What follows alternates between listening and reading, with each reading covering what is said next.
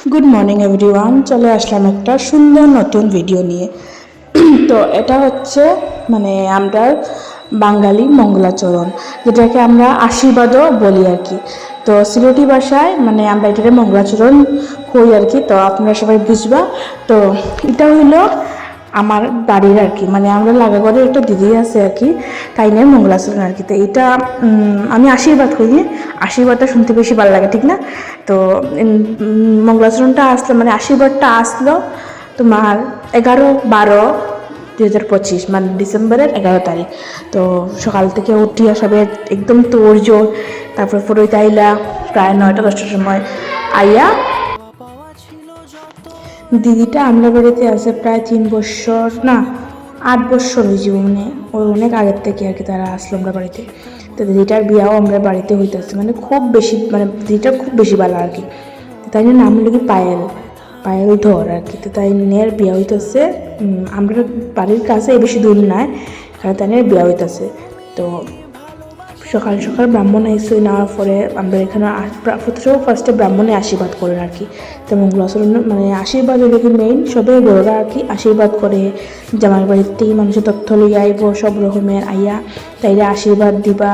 তারপরে জামাইয়ের বাবা তাই শ্বশুরে তাইরে কি আশীর্বাদ দিয়া শোনাওনা দেয় আর কি, যে যেরকম পারে কেউ শোনা দিয়ে, কেউ টেকা দেয়। তারপরে তার বাড়ির মানুষের আশীর্বাদ দিব, এরকম করে সবে আশীর্বাদ দিব।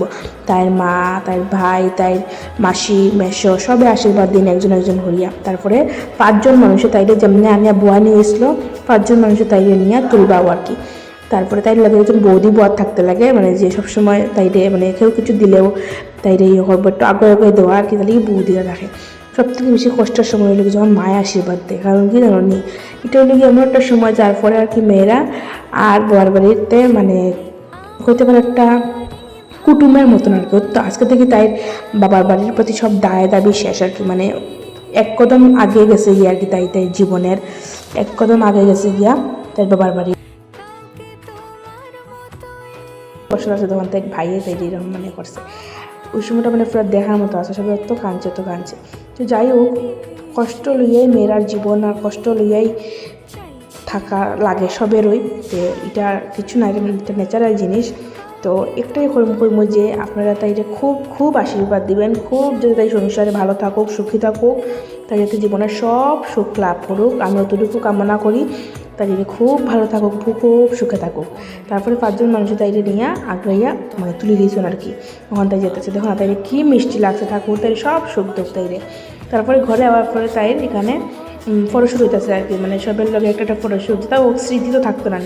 তো সবাই তাইরে আশীর্বাদ করবে।